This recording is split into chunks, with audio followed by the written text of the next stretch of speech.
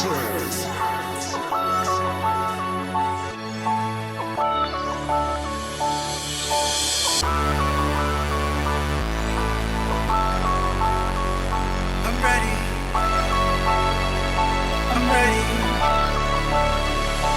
ready for all today, through all the pain, all the way, the fight for all, my life, the love, we're taking it all the way,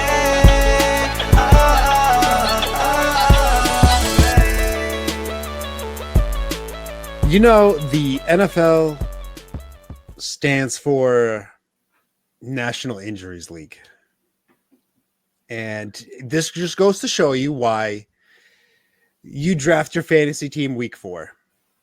Just because, you know what, you got the injuries over with. It doesn't matter anymore. Because, you know what, I tried doing like a little mini update on myself where I'm like, all right, let's see who's hurt, who's injured, to see who to talk about, who to not talk about. And all I see is on IR. And I'm like, all right, you know what, that's good enough for me. I don't need to read this anymore. But all right, yeah, what is going on, 32-bit nation? We are back with another special episode. Of course, we got one of a legendary guests on, Mr. Terrell. What's up? How you doing? Whoa, legendary. I don't know. That's what the streets be telling me. I don't know about all that. I don't know what street said that. I'm out the way. He's there. So I know you're on the betting platform. Is that your main thing? Yeah. So I am a sports betting analyst for Betting Pros. That is my full-time job. And so I cover all their basketball content basically, and then some of the football, college football, NFL content. So check me out over there at Betting Pros. There we go. And of course, Mr. Seattle. Mr. 2-0, right? Yes, sir. Oh my God, this guy. Mr. Steezy. How you doing over there? Man, blessed by the best. Nice to be back chopping it up with you, Nader, and then Terrell. I mean, we used to work together. It's been about a year now, and so I'm glad to be able to work with you again, bro. I mean, shoot, I hope you've been well, Nader. I hope you've been well, and I'm excited to be on today. Yeah, so Steezy, I can't let you off the hook this easy. Talk to me. Because I've been the streets have been talking, and they told me that maybe it's not the worst thing in the world now, but at the time you traded before the season started. You traded, I believe it was Devontae Adams for Jackson Smith and Jigba. Straight up. There's another one, but Taysom Hill, and Taysom Hill. Yeah, you did that. You received Taysom Hill and Jackson Smith and Jigba, and you gave away Devontae Adams. Hey, excellent scouting report, by the way. Whoever the other team was, great scouting report. It says Steezy is a Seattle homer. I'm gonna get him with Jackson Smith and Jigma, and he's gonna want that player. It was a great scouting report. Man, to be honest, and he was actually supposed to be on tonight's show, so shout out Tip. I know he's going to, take a look at this later on. I will preface by saying that my first 7 picks of that draft were all auto. And so by the time I woke up, because I'm on West Coast time, right? And so I woke up and it's like, I'm on a clock with 15 seconds left and it's round 8. And I'm like, ain't no way. And this is a money league. This is the cookout league. And so I'm just looking at my team. I'm like, I need to make moves, right? I'm not over here just trying to, you know what I'm saying, bless other teams. But when he sent me that trade, I was like, look, I'm not super high on Devontae. I know from a value perspective, I still lost that trade. It doesn't matter how good Jason ends up looking from a value perspective, from where Devontae was drafted, I'm going to lose. But I'm looking at my team. I'm like, I'm not going to contend. And so I'm going to just shoot for straight upside. I wasn't super high on Devontae to begin with because I didn't trust the Raiders and I didn't trust Gardner Minshew. But as we saw in week 2, boy, was I proven wrong. But JSN, I mean, my guys, 12 catches for 116 yards. I expect a big year from JSN. I got to interview him over the summer, spend some time with him over at the Seattle All-Star Classic over here. over here. And I just got the vibes. I got the feeling that he was in store for a huge season, obviously with the offensive coordinator change. Ryan Grubb coming over from the high-powered UW offense that we saw from the last couple of years. Maybe you could say that there was a little bit of inside information exchange there. I'm not going to dive into that, but Yeah, right now it's not looking super bad. Let's just hope that he keeps this up. And Devontae, I mean, shoot, for my sake, maybe he's not going to keep this up. So I don't know. We'll see. I lost the trade, though. I will admit that, but I definitely think that upside is on my side. Shoot. I will say, when that trade happened, right? So about before the season started, we did an episode where we went over the draft on that league. Yeah. And I went over analyzing the picks. We even had some people on the show. And yeah, we spent, I want to say, about a good half an hour roasting you. I just want to, you know what? Hey, but did anybody mention the fact that like half my team was auto drafted? No. See, this we didn't know.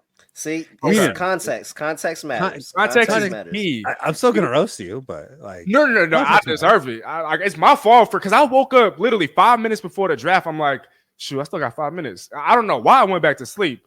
I don't think I had any sleep the night before, but I went back to sleep and then I wake up and it's 15 minutes after draft time. And so I deserve all the roasting in the world, truly.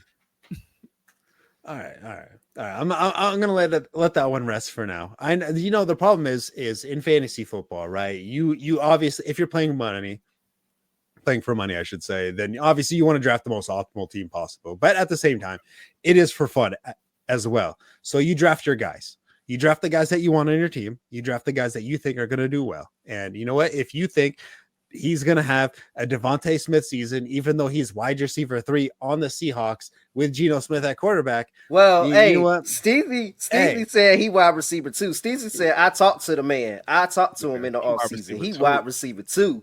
I mean, I guess snap count, snap count, routes run, it'll agree with me as well. Oh. I need to look.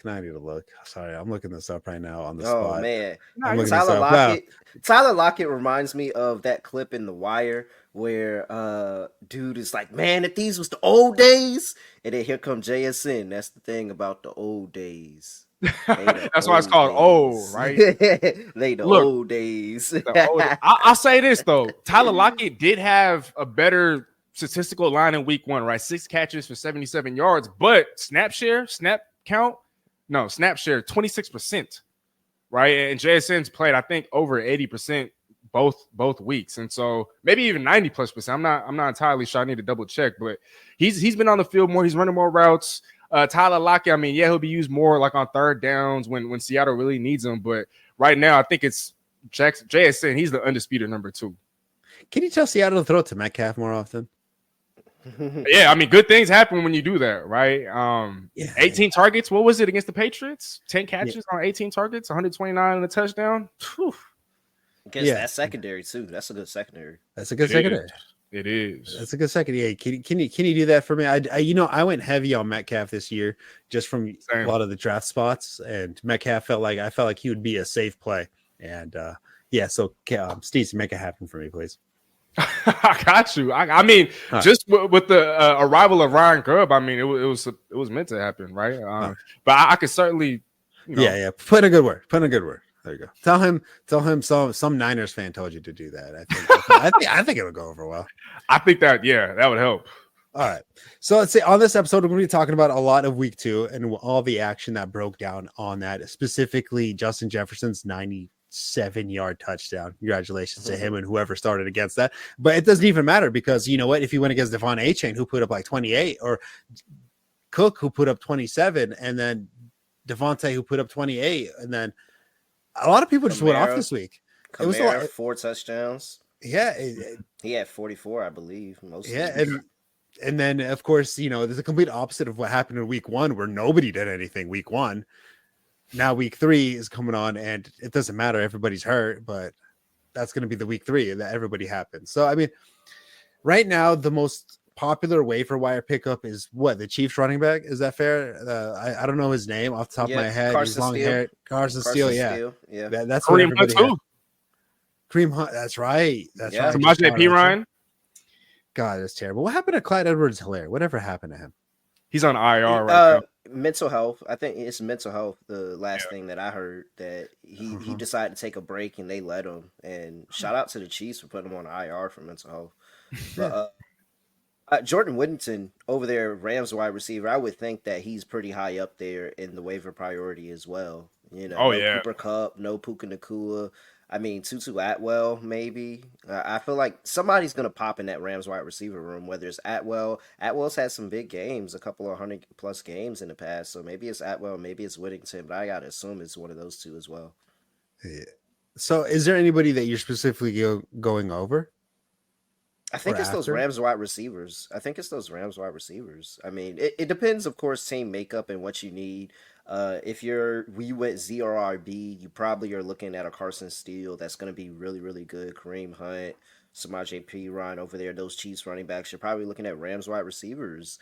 And, you're probably looking at 49ers wide receivers as well. I mean, Jennings, you have Jennings. This would have been a great time if Ricky was here. This would have been the boom weeks that we would have loved to see from Ricky. But I think he's going to be good later on in the season when he comes back from IR. We saw Brian Robinson get shot and be good, so I think Ricky can be good too. The way he looks so far, I mean, the reports say he's fine, but I just think he's a savage for getting robbed at gunpoint and then taking a shot and still not giving up his Rolex. Yeah, he still didn't even give up the Rolex. I think that's the craziest part. At that point, like, if you're shot, you give it up. But didn't he? I don't know if I heard this right, but wasn't he also like fighting the dude? Yeah, he fought that guy back. Yeah, he got shot, fought the guy back, and I guess the guy misfired and shot himself too. Oh my god! Oh wow! I think that was a report. That's embarrassing. That's embarrassing. Like, I just when I'm in the clink, don't ask me what I did. I'm lying. I'm telling a different story. I don't know. I did something. I ain't shoot myself and trying to rob somebody and get fought off by an NFL player. Like, come on. That's real sorry. That's embarrassing. I don't know. Yeah. I don't know. Like, I'm trying to think of like what's more embarrassing than that. So, all right. So, give me, Mr. Steezy, something that you enjoyed out of it besides the Seahawks. We don't care about that. Something about week 2 that you're looking forward to for the rest of the season. Malik Neighbors. Not only is he the focal point of your team's offense, Rail, but he was essentially the game plan. I mean, we're talking about 18 targets. Daniel Jones had 27 attempts, if I saw that correct. And so to have such a huge workload, yes, I understand that it's against the Commanders, arguably a bottom 5, bottom 3 secondary in all of football.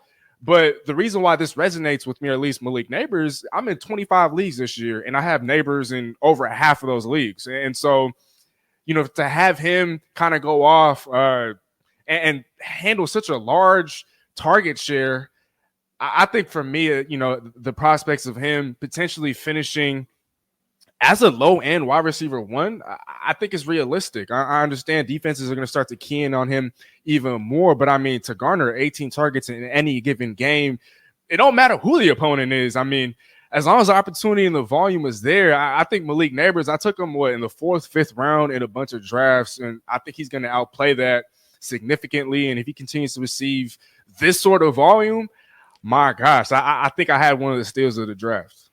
Yeah. So, I mean, Marvin Harrison Jr. had a huge game as well. So I'm not taking anything away from him, but I've always struggled. And I think, Steezy, you might have been on here for this episode, where I always struggled justifying Marvin Harrison Jr. being a mid-second round pick and the Neighbors being a 5th round pick. I couldn't understand that ADP discrepancy. And I always felt like it should have been a lot closer together. And I don't want to say I'm right because it's still week 2. Yeah. But I think you understand why I had my concerns on that one. I mean, one reason why I think Neighbors is better is because if you flip the B to a D, you get my name, and that's like already more than enough reason. But second of all, I mean, the same reasons for why Marvin Harrison Jr. is going to be successful in fantasy football specifically, you can apply that for Neighbors as well.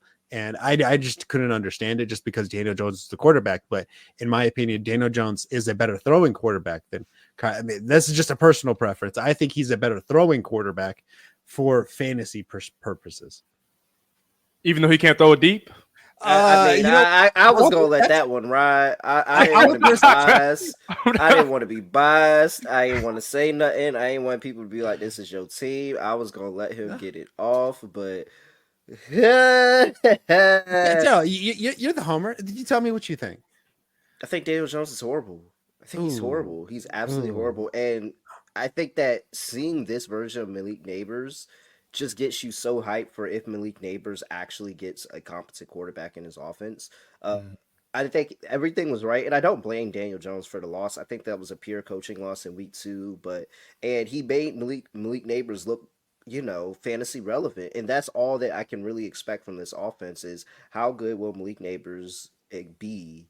And then we'll see Devin Singletary got some run. You see that Giants offense is still committed to Devin Singletary. It seems like that fantasy perspective is Neighbors and Singletary, and then maybe 2 quarterback deep leagues you can stream Daniel Jones every once in a while. But the interceptions and the turnovers are going to come. Like, they are going to come. And Rail, real quick, sorry, Nader, but to your point, it wasn't on Daniel Jones at all. I mean, and this is nitpicking because he had such a great game, but Neighbors, if I remember correctly, did have a drop in the end zone. Wasn't on 4th down. He had a drop. It wasn't in the end zone. It was towards the side of the field, and it was for a first down, and it would have effectively helped give the Giants position and go ahead and score a touchdown, win the game. Right. Because we had lost our kicker because our kicker got hurt over the weekend, and of course, our coach didn't bring up the practice squad kicker. So when we lost our kicker on the first kickoff of the game, we had no kicker for the rest of the game. That means no extra points, no field goals. We could have tried a field goal and, force them to go to tie or force them to go out and try to score a touchdown. But the drops, that's the only concern really for Neighbors, I think, in fantasy world. But in the words of Daniel Jones being a starting fantasy quarterback, it's not a lot of leagues that I can say he can really do that. This was probably the best game he's going to have all season against a team he's familiar with. But outside of that, I think horrible times are on the way for Daniel Jones. Horrible times are on the way. Well, fun fact, Devin Singletary is averaging, I believe, 5.1 yards per carry. Saquon Barkley is averaging 4.5. So win for the Giants on that one. That's a dub for him. There you go. And you don't have Saquon to pay $12 million for the running back. You ain't got to pay $12 million for the running back. Did you see that drop? You be talking about Neighbors drop. Did you see that Saquon drop? That was my next reference. Hey. That was my next reference. Since 2021, 16 drops in the NFL, most among running backs. But look, I wouldn't have to drop that stat if he didn't go to the Eagles. If he didn't go to the Eagles, I wouldn't have to drop that stat. I wouldn't have to say nothing. In his defense, though, it's not like he can't catch the ball. He started running before he secured the catch, right? It's not like he just straight up just dropped it. Hey, man, a drop goes down on the paper as a drop. That one went underneath that drop symbol. He had a drop. And the worst part is the situation is where they drop. Like, because they win. Oh, it was a perfect, as a Giants fan, for week 2, that was the perfect end for week 2. Perfect end for week 2. I got to see a Saquon drop. Then I got to see Kirk Cousins go down the field in literally 10.5 seconds and score a touchdown. And then I got to see a Jalen Hurts interception after that to seal the game. Really? Amazing. Amazing into the game. The hater in me was flourishing. Hey, I respect that. I always respect a person on his grind hating. Because I do 100%. The Cowboys had I know how bad that Giants loss was to the Commanders, and honestly, the weekend would have been amazing if the Giants could do one competent thing and win a football game. But Cowboys and the Eagles probably had worse losses than us. I think they had worse losses than us on the week. We had no expectations. They had all the expectations. Yeah, and you know what, Steezy, you're over here defending Saquon. If you put pads on, and Jalen Hurts threw you that ball in the flat, you think you catch that? Oh yeah, 100%. I'm not just saying that because I played ball in high school. I know this is a lot different, but I do play in the flag football league, and so I'm active. I'm constantly playing football. And I would have caught that. 1,000. I'd catch that in my sleep. That's it. I'd catch the fact that he didn't catch that for USA Flag Football 2028. Steezy. Hey, that's USA the goal. Flag Football 2028. We're gonna get there. Hey, I forgot who the quarterback is. The one who said that he could be better than Patrick Mahomes. That's what Steezy sound like. Steezy said, "Hey, I could have did it, Saquon. You don't need to come my way." The problem is I believe that. I 100% believe that you would have got that for a first down at least. Maybe Because that was on fourth down, right? that was third It was down. third down, third They and kicked 3. the field goal after that. Yeah, but if they converted that, the game's basically over. So, hey, some people just don't have the clutch gene, and maybe Saquon doesn't, and maybe he gave it to Kirk Cousins because Kirk Cousins is now, I believe, 5 for 6 on primetime games from the past couple of years. So, I mean, he's kind of shaken off that I can't. He play covered against the Eagles last year. Last year with the Vikings, he covered 7.5 against the Eagles. So he's been all right. He's been all right. I can't complain about Kirk Cousins. The problem is at the end game interview, he didn't say you like that, and I think that's a problem. The fact that he has a slogan, a copyrighted slogan, and he didn't even use it. I don't know. Maybe because it's so early and week one was just Maybe because he played horrible. Disaster. Maybe because he played horrible. He didn't play good. Like it was the last drive. The last drive was impressive, very, very impressive. But he hasn't played good this season. He's probably just waiting. He's waiting. All right. He's waiting. I'm pretty sure I saw people calling for Penix at one point in the game. So which is crazy that he ended up winning the game. But I'm pretty sure on Twitter I saw people calling for Penix. Yeah, but then again, I'm sure if Mahomes has a bad interception, people are gonna ask. No, actually, no. Maybe I shouldn't say that. People ask for the backup too. No. Maybe I'm being dramatic. Yeah. All right. Mahomes hasn't been Mahomes though. Mahomes. I don't know. Is there a quarterback better than Mahomes? No. Yeah, but statistically, this year he has not looked like himself. It's all right. That always happens. We care about the games in January. Who's we? Fantasy football doesn't go till January. No. I'm talking about the president. We got the president of Patrick Mahomes fan club here. We celebrate Patrick Mahomes all year round around here. It doesn't matter. Patrick Mahomes, one of the GOATs, the GOAT in NFL football, and we take care of them games in January. That's what happens. Oh my God, this kid over there, this guy. All right, Terrell, what do you got going on for week 2? Tell me something you enjoyed.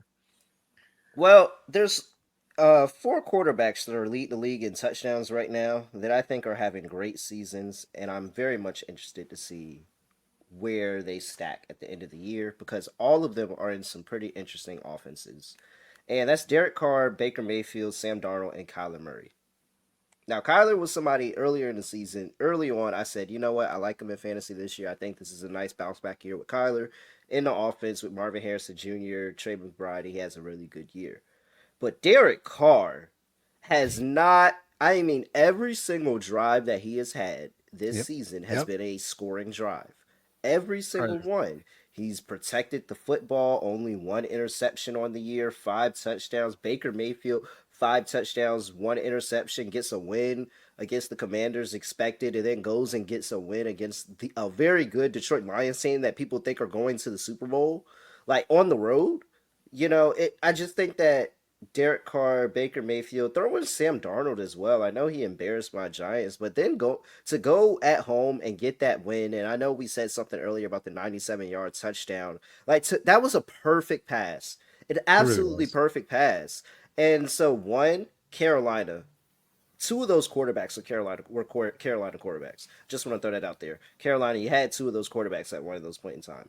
But they're really, really good. I think all of those offenses are very interesting right now. And I'm keeping my eyes on those teams from a betting perspective, from a fantasy perspective. I think they're very, very interesting.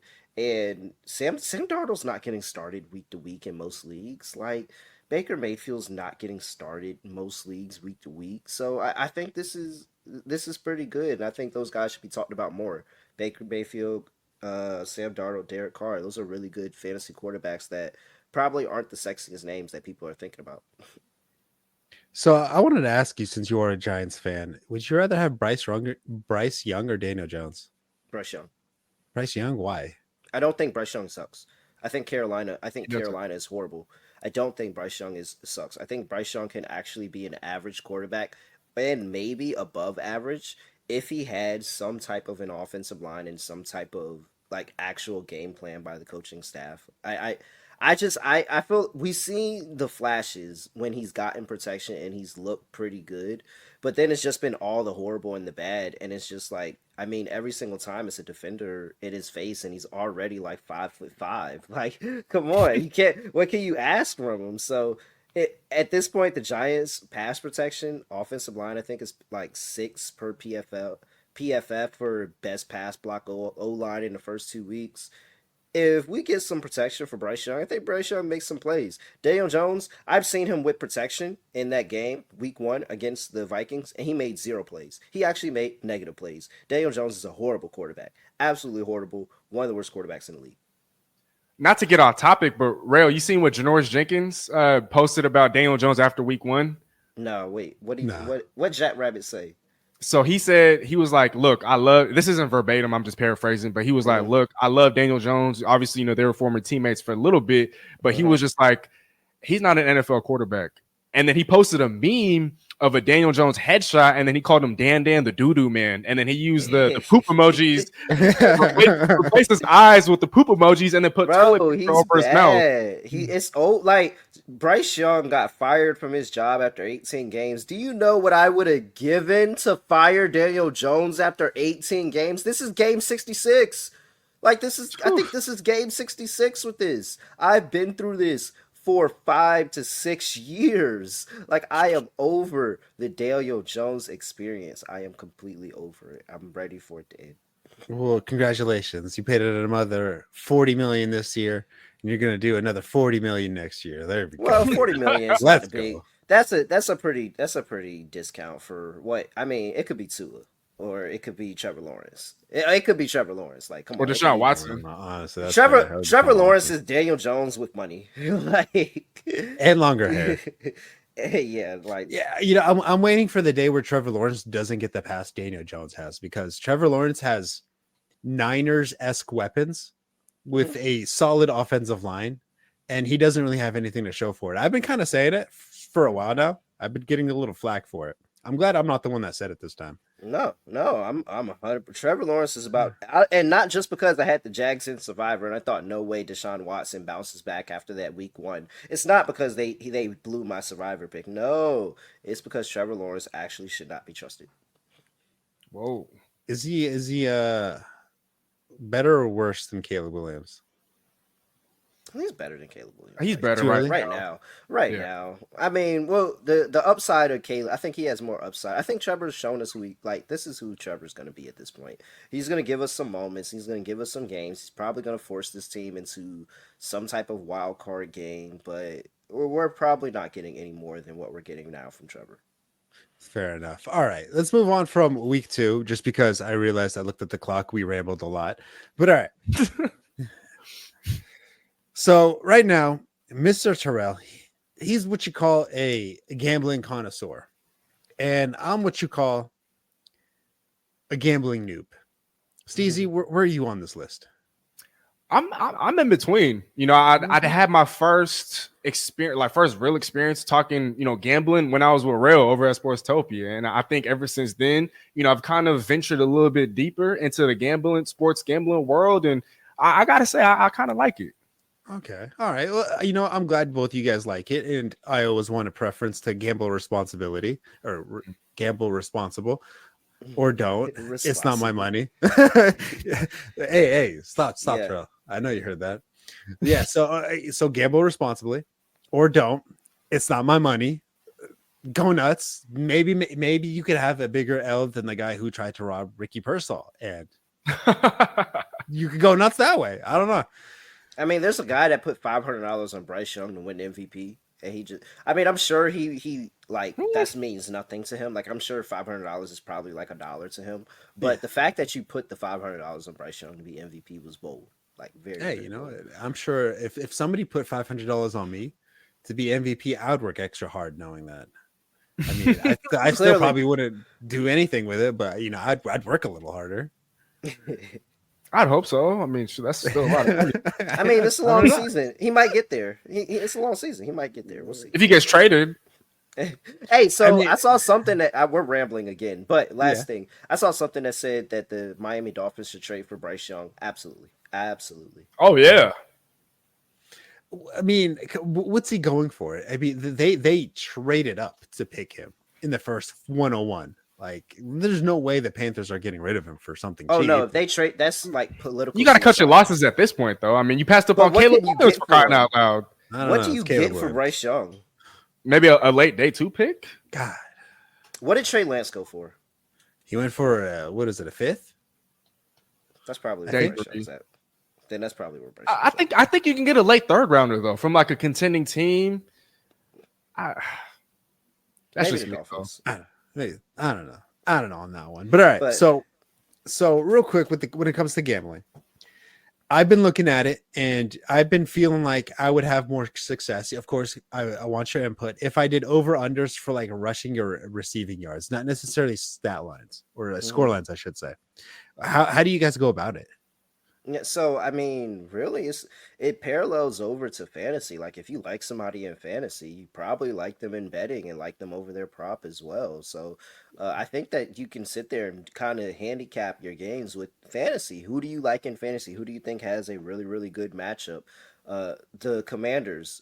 I mean, we just saw Neighbors went amazing on the Commanders. Week 1, Chris Godwin and Mike Evans both had a game. Jalen McMillan, the 3rd wide receiver, scored a touchdown. Like, so if you like if you like fantasy and you know that, hey, we're fading the Commanders secondary and whoever they're playing, we're taking the other wide receivers, then that's probably the player prop that you want to target the wide receivers there, target wide receivers from, hey, even the Eagles last night allowed Darnell Mooney to have a really, really good game. So I think, hey, it can be similar to your fantasy handicap as well. And then just go and target those players, look at those player props, and those might be the ones you want to start off with.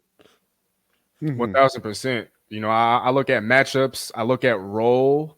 I always pay attention to, practice reports, obviously, because injuries, let's say to teammates, that always plays a part or a factor. And really just having an understanding, right? Like, you don't just watch one team, you try to watch them all, right? As the week kind of progresses. And so understanding the landscape, looking at practice reports, knowing the role of whoever player you're wanting to bid on, looking at matchups, who they're going up against, have other guys succeeded, in those same matchups, just things of that nature, honestly.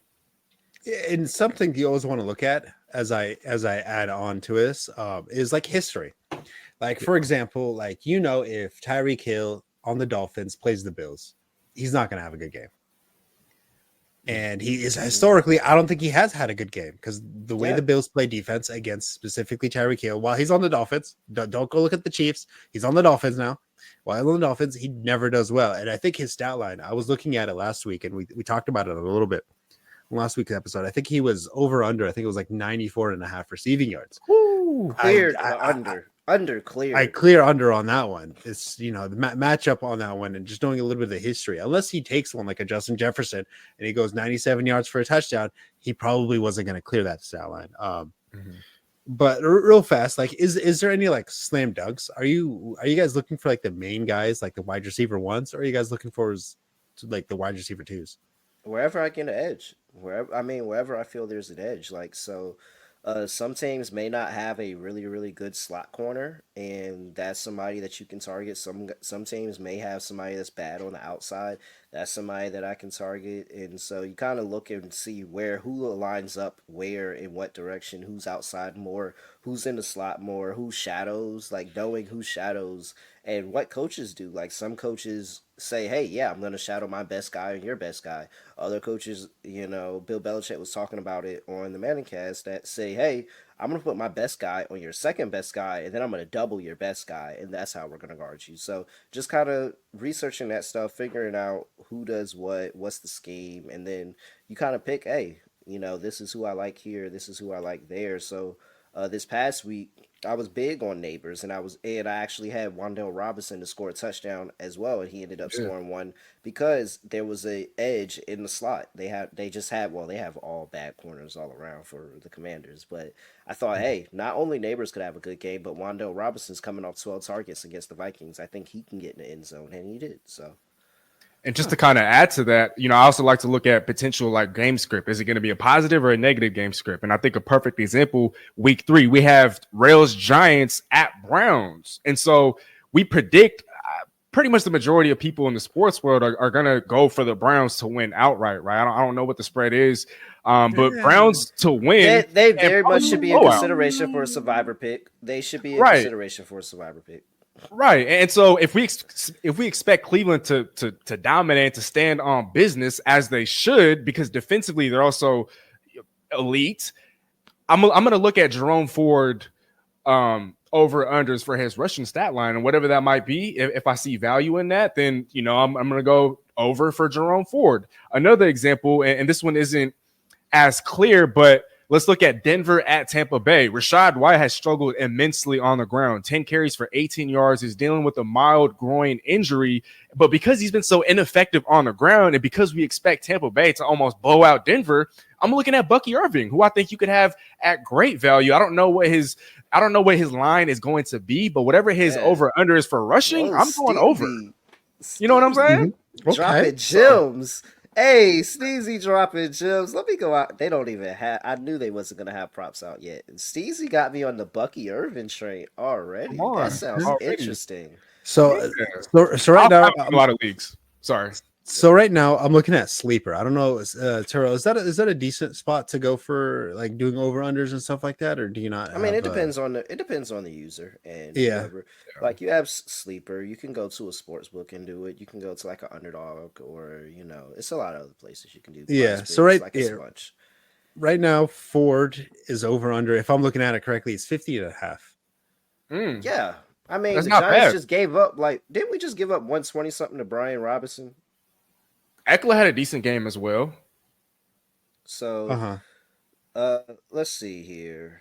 We got the New York Giants. Look at this last game. Brian Robinson went 17 for 133, and Eckler went 8 for 38, 4.8 yards per carry. Brian Robinson was all the way up at 7.8 yards per carry. Week 1, you got Aaron Jones, who went 14 for 94 and a touchdown. So the starting running back has been getting a lot of usage and averaging well over 6 yards per carry against the Giants. So, I think that is a pretty good play. And shout out Steezy, Jerome Ford. They should be in positive game script, because I can't imagine this Giants team keeping this game competitive. We suck. Can't. All right. We'll go on the flip side. If the Giants are losing, obviously they're going to be passing more. And right now, Neighbors is 65.5. How are we talking about the Giants so much here? Oh my gosh! I know it's a lot of. This is my worst nightmare. This is my worst nightmare. Yes, but I do, and I mean, this is one of those ones where it's kind of difficult, because I do think that the Browns' passing game is interesting. So maybe I'm not looking for a yardage prop on Neighbors. Maybe I'm looking for a receptions prop, and maybe he gets a bunch of things close to the line of scrimmage, and just to get comfortable. But we really, really struggle going downfield, because I do think that this Browns defense is kind of interesting. Aside from the Cowboys lighting them up, they did play really good against Goldilocks and the Jags. And I just told you, I think Trevor Lawrence and Daniel Jones are effectively the same quarterback, except Trevor Lawrence has better hair and he's paid. And see, with that, we don't know if Denzel Ward is going to potentially shadow a Malik Neighbors. And so I think I'd probably refrain from a receiving line, but I think what Rel said was perfect. I mean, I'd look for a receptions line. So I don't know what that line is, but it's going to be a negative game script. It's probably going to be at 5.5, maybe 5.5, 4.5, 5.5, probably. And I would smash the over. I mean, it's going to be a negative game script. If the Giants are trailing the whole game, I mean, you're not really going to have a choice but to pass the ball. And I think what Rel said again was on the money. He's probably going to get a lot of passes at or near the line of scrimmage, a couple of screens, maybe a jet sweep here or there, a bunch of quick stuff. And so receptions, that's what I'm aiming for. I think Rel was on the money.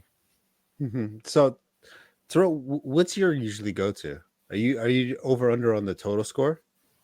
I mean, wherever I have the edge, that's where I'm playing. Okay, so you're looking at everything. So if I look at spread, total, player prop, it doesn't matter. Like wherever I feel like I have an edge, that's what I'll play. So 2 plays that I know I feel like I have an edge, and to talk about somebody's team other than mine, I've been looking towards the Miami Dolphins and the Seattle game, and I'm looking towards the Rams and the 49ers, and we have both the Rams and the Dolphins, who are dogs. Rams are 7.5, Dolphins are 5.5, and they both got absolutely destroyed last week. And now they're close your eye specials this week, and so that's a betting trend that I love. And that's one of the things that you can do if you're a new bettor. Like find your betting trends and just kind of bet those positive trends, because if they keep going positive, you're going to end up winning.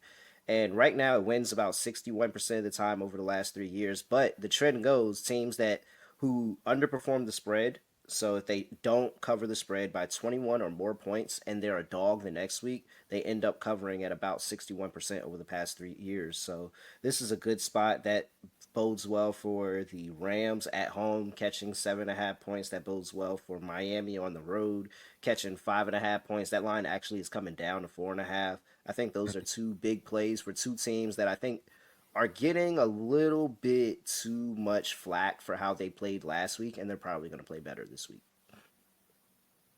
Yeah, but I mean, the Rams are like super injured right now. Does that like factor in?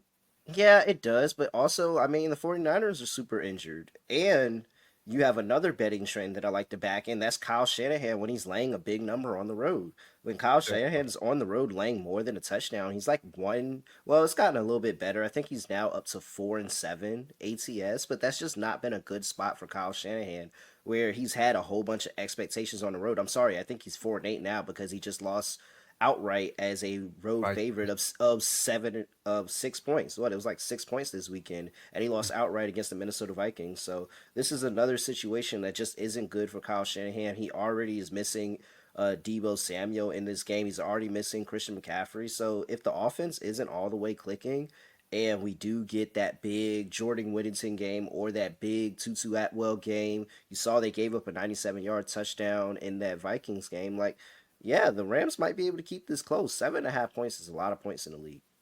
On top of that, just to add to your point, Sean McVay, if I'm not mistaken, also has Kyle Shanahan's number. And so that's another factor to kind of consider. I still have the 49ers winning, but I think that if you're leaning towards the Rams, there's a lot of factors. I feel like that could, I don't know, maybe there's an upset this week. We'll see, but definitely a lot of positives on the Rams side, despite, the plethora of injuries. I gotta look this up now. I think you're wrong. So Shanahan is 10-4 against McVay. Okay. Yeah, so I had it. Shanahan's the Okay, one. it was Shanahan has McVay's number. Yep. Okay. Yeah, because My bad. there's a saying, same old sorry ass Rams. Because for some reason they never win against the Niners specifically. But and you have to remember the spread. they cover the spread though. They cover Yeah, the spread. the last two games, in the same spot, the San Francisco 49ers laying 7.5 on the road last year. Rams covered it by 7. They covered it by 7. I think that was that crazy where they kicked the field goal at the end of the game and covered the spread and didn't win the game. Oh I think that was that yeah, I game. remember that. And then the game before that, Sean McVay actually got the win, 21. That was last game of the season. I don't think anyone was playing in that game, but No, yeah, Dana he's Jones been able to started. cover the spread at home. So Yeah, I mean, the problem is you say home, but I think for oh no, the it's a Rams road game. hosting- It's for sure a road game. They don't get any home games, but technically it's at home. Yeah, so like that's like a double home game for whoever is visiting. It's going to be a Rams. sea of red. But those are just two plays that I like for the close your eyes special. It's a very good betting trend that I like to back in. So the close your eyes special. Yeah. Because it sounds horrible, like just as you said it. It sounds horrible with all the injuries the Rams have right now. It sounds like a bad play. It sounds like you shouldn't bet it. But I'm telling you, the best close your eyes specials are the ones that you just don't agree with. And the ones where logic doesn't necessarily always apply. Yeah. Huh. So what you're saying is just throw a dart on the board, do it. Yeah, I mean, those are two. I bet the close your eyes special regardless. Like, whether I believe in it or not, I bet it just for the mojo. Because, one, if I continue to bet it and it's a 61% trend, I'm constantly making money. They say that you hit about 53% of your bets, you're making money. Well, if I'm hitting a trend that's hitting at 61%, I made a lot of money off that trend. So I'm always bet the trend. And because I don't want to not bet it, and then I play the game of picking and choosing, and then I choose wrong. And no, I just want to keep betting it, keep getting that good ROI. Huh, that's a fair way of interest. That's a fair That's a fair way to put it. But all right, that's gonna wrap up right now for the gambling segment. But right now we got waivers going on, and we got a lot of players that we could potentially be talking about for like trades, picking up waivers and all that good stuff, or players that we want to hold on our teams. I know we're getting close to your time, Steezy, so we'll try to wrap this up real quick. Give us a player or two that you want on your fantasy team that I don't already have. That you don't already have, or you know what? Maybe you want to share your luck invaluable information of somebody that you picked up prior already, and you think other people should.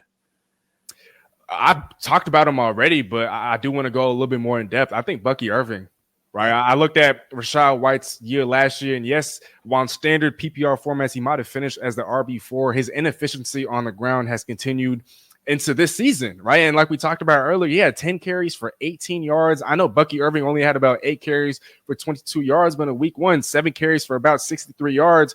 Rachaad White, I think, averaged yet again under 4 yards a carry. And so I just think that as the season continues to progress, Bucky Irving is going to continue to carve out more of a role for himself. I think more so as the primary rusher, because Rachaad White is the primary pass catching back. But again, we're looking at positive game script for the Buccaneers as running backs against Denver. It is in Tampa Bay, and I have quite a few shares of Bucky Irving, in a lot of my leagues, and I just think that as the season progresses, he's going to be a guy that's his role is going to continue to grow larger. And I think for a team like the Buccaneers, they're a sleeper. I think they're a sleeper in the NFC, and so they'll have a lot of positive game scripts for their running backs. And the larger his role is in an offense that's looking elite right now, I think the better for his value. And so if you can get him now, that's a guy that I'm targeting in all of my leagues. Yeah, and Rachaad White did hurt his groin in week 2, and the report is that he's okay, but I mean McCaffrey's calf was okay before the season started, and look where we are now. Mr. Terrell, what do you think? So I think that a player that I'm looking towards. I'm trying to. Yeah, but because I try to not be so trade happy in the early part of the season, and that's just my style. I try not to get really, really trade happy in the early part of the season. I try to just let things play out. But now with all these injuries, I think those are the guys that I'm targeting. I'm targeting the injured guys that may be coming back in about a month that some teams just probably can't wait for. And if I did my due diligence in the early part, I got Jordan Mason. I was drafting Jordan Mason at the end of drafts, in a lot of leagues. And so I feel really, really good with that. And now I'm looking at the Christian McCaffrey owner like, I'm kind of hurt on running back here. Hey, I may not give you Jordan Mason, but I might give you this Zamir White here. And, just go ahead and take your worry off of a McCaffrey or take your worry off of Deebo Samuel with people who are, really hurt about Deebo Samuel getting hurt. So I think I'm targeting Deebo Samuel. That's probably the one that I'm targeting of when he comes back and he's fully healthy. He's still going to be really, really good for this 49ers offense, and he'll carry me in the championship rounds. Mm-hmm. There we go. I think that's a really good take that you just said, because teams that are 0-2 right now, obviously, and a lot of the teams are going to be 0-2 specifically because some of their players got hurt. Hey, all you got to just they want to make a move. Hey, maybe they got Devontae Adams. Hey, you got Jackson Smith and Jigba and Taysom Hill waiting for you. Maybe got something like that, and you just wave them around, and they'll be like, "All right, I'll take it." That's all you got to do. Oh man! I have to circle back to that one. Hey, it's warranted, so I'll just let it slide, just because it's warranted. He said, "I'll let it slide." I'm talking mess, bro. I'm talking mess. All right. Give me one more, and then we'll wrap this up. One more player. Okay, for me, I'm gonna go Jamar Chase. I think right now a lot of people are down on Jamar Chase. And yes, he hasn't performed like a top 7, top 8 pick in fantasy drafts. But I do think that eventually, if he wants to make that money, if he wants to make more than the 4 years and $140 million that Justin Jefferson made, he's going to have to put up better numbers. And I think as the season progresses, Joe Burrow is only going to get better. We saw signs of that. I know they lost to the Chiefs. Shout out to the refs, by the way. Shout out. But shout out to the refs. But yeah, I just think as the season progresses, I mean, again, if he wants that contract, the numbers are going to have to be better. The Bengals are already off to an 0-2 start, and they can't afford to get off to such a rocky start. I know historically, especially while Joe Burrow has been there, that's just a thing that they do. But that AFC is tough, and so you can only dig yourself a deep enough of a hole. And so I think his play progresses. And I think for owners, especially if you're 0-2, yes, he's not injured, but the play hasn't been there. And so there are a lot of impatient owners out there that I think you could potentially take advantage of. Yeah, I mean, while that is a great pick, I got sidelined because I was looking up the stats, right, on Yahoo. And then it said, when you click a player's name, it says who they're rostered by. And I read the team name, and then it said he went to go get milk. I thought that was funny. He went to go get my milk. gosh. All righty. Well, you know what? On that note, that's how we're going to wrap up this episode. Hey, Terrell, tell everybody where they can find you. Hey, you can find me at reallyreal__ on X. That is at reallyreal__ on X. There we go. Steezy. Man, well, be sure to follow at 32bit first and foremost on Twitter. Subscribe to the YouTube. On Beat hasn't been on in a while, but I do promise that we'll have some On Beat for you guys in the near future, NFL and NBA. So definitely be sure to stay tuned and be sure to subscribe and follow so you don't miss any of that content. And once you go ahead and do that, be sure to follow everybody here on the panel. And last but certainly not least, you can find me YouTube, Instagram, X at Steezy A Smith. Like Nader mentioned earlier in the show, I will be going live in approximately 30 minutes on YouTube, recapping week 2 for the Seahawks. We're going to preview week 3, and we're going to talk about our takeaways from week 2. So if you're a Seahawks fan, or if you're just a fan of mine, there you go. Stay tuned. We got 30 minutes. Hey, all righty. Other than that, good luck, everybody. I'm ready.